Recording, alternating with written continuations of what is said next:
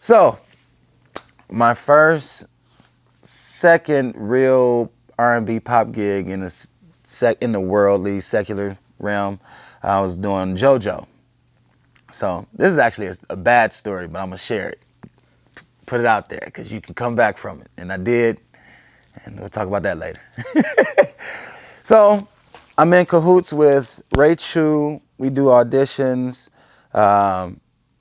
Two of the band members live with me. We were roommates. The bass player, Justin Raines, the guitar player, Jeremiah McConical. We all played with her. Drummer was Skeeter, and then Kevin Camp, and the background singers was my ex-girlfriend and Justin's now wife, which was his girlfriend at the time. So it was all a family thing. Like, traveled together. I ended up getting sick. Long story short, programmed the show. At that time, this is 06 maybe? 06. So the 2480 had just came out, and that was like the backup. I programmed the show on a laptop. Pro Tools, of course, same thing I use now. So Pro Tools 2480. If Pro Tools fail, 2480 pick up, or if you don't bring the laptop, whichever one it is. I have both in my possession. Okay, so I get sick. I go to the hospital. They're telling me something was going on with my heart, all of this stuff. So they have a gig at Six Flags or Hershey Park or something like that, some amusement park.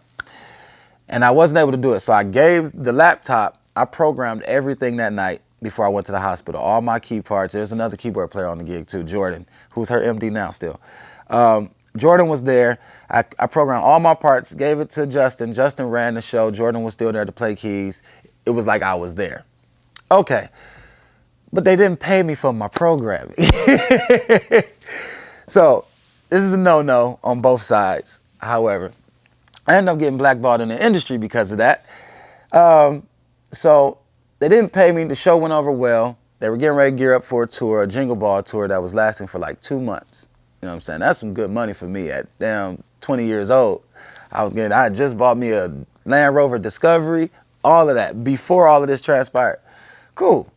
So I'm gearing up for the tour. I made sure the show was straight. I get a phone call like, Evan, we still want you to be MD. We still want you to create the arrangements and things like that, but we can't really take you out on tour because you're a liability. We can't really afford for you to get sick on our account. And I'm like, okay, cool deal. Well, can you send me the money for the programming and y'all can have it?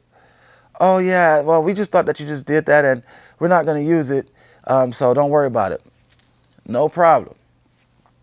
Here's the key. 2 of your band members live with me. You don't think they gonna tell me that y'all still using my shit? Okay, first show. Bro, your keys were still in the show. I bet they were. Second show. Yeah, you still in there. All right, cool. Nice little emails getting ready to happen. Ray Chew, they're still using my stuff. I need some money. Oh, man, this is the way of the industry. Sometimes this happens, blah, blah, blah. Okay, cool. Well, I still have this brand new 2480 that we just bought just for JoJo, sitting right here. At that point, is what, $4,000? This will suffice. I'll keep this. No, you got to send that back. Nah, I'm not sending that back. No, you got to send it back, man. Evan, send it back. So then JoJo's mom, who was her manager, called. Her uncle called. The sound man called. Everybody's calling me trying to get this 2480. Ray Chew's giving me the best advice in the whole world. I'm 2021. I'm not listening. No, I need my money. This is getting ready to get sold some type of way. eBay at that point. Like, you know what I'm saying? Something getting ready to happen. Yep. So I got blackballed.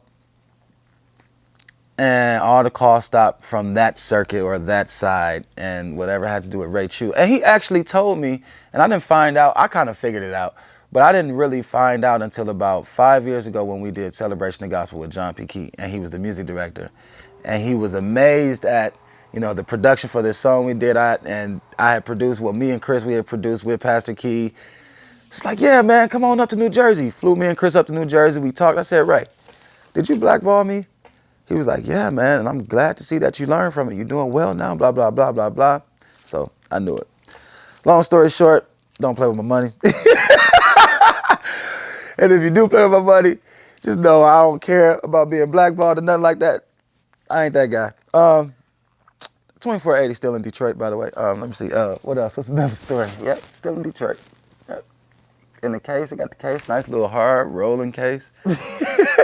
Never gave it back. But that phone stopped ringing for a good 4 years, 5 years. For real, when I moved back to Charlotte and started working with Kenny and Rashard and them it started with the whole Allure thing. But then when the Anthony Hamilton and all of that stuff started popping through with them, it's because of that.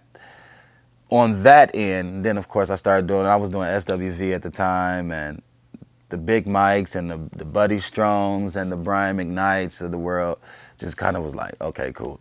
All of that didn't really have anything to do with Ray Chew, but Ray Chew is deeply connected. You know what I'm saying? Because at that point, he had Rihanna's account when she was in New York, when she first started, Umbrella Rihanna. He had Robin Thicke's account. Yeah. So all of those calls got, nope, don't use this guy. He's a knucklehead. Just don't with my money. I won't be a knucklehead.